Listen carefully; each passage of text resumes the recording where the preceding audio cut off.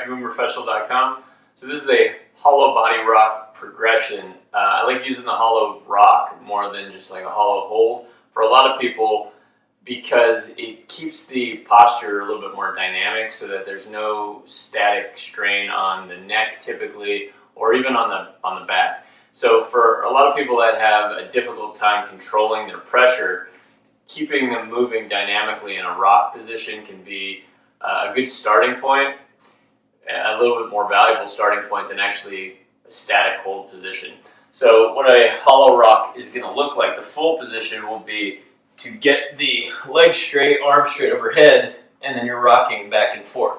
But in order to get here, we first have to teach the rock, so we have to actually be able to rock well, or rock or roll, however you want to think about it. So we start grabbing onto the knees, and first thing we're just going to teach is back this way, head to feet. All right, we'll do that. Make sure that the person can do that well and understands how to generate momentum.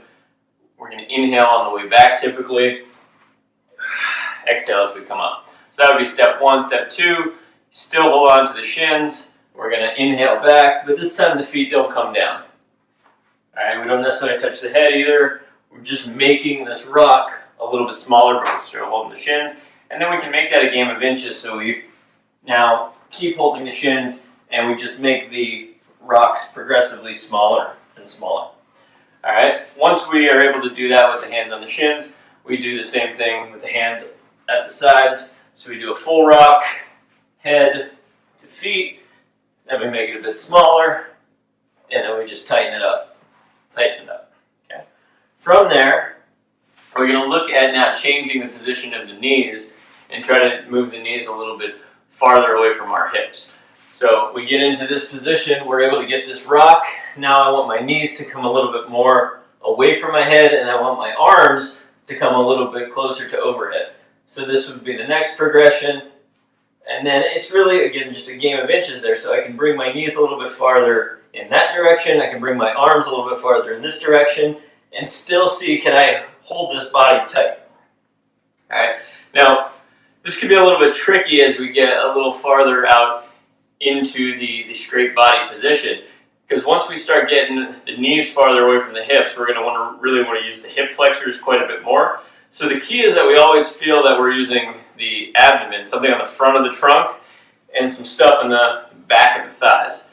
It'll be very easy to feel the front of the trunk. It's almost impossible not to, but it's much more difficult to feel that you're continuing to work on the back of the thighs. So whenever we're in this position, we really want to keep things together. We want to point the toes, and we want to see if we can feel this line between the inner thighs coming together. And we also want to be feeling like we're kegling or pulling the pelvic floor in as much as possible.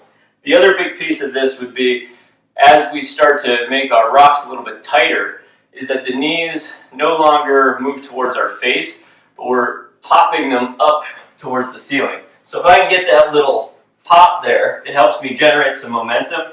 But in order to do that, I have to have good control of my core along with the hip extenders to prevent the knees from coming towards my face.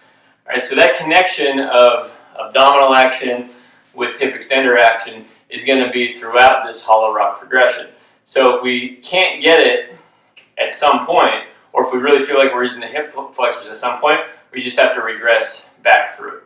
All right, so then we get a little bit bigger, and then eventually we're out here, and we're just trying to create that same idea of popping the hips, not hinging the hips. So this is a hinge.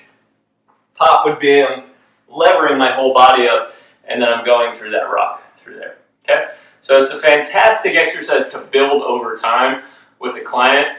Do not rush it, because it's very easy to start compensating and doing something that you're not intending to do with the exercise. If you have any questions, please feel free to reach out. I'll see you next time.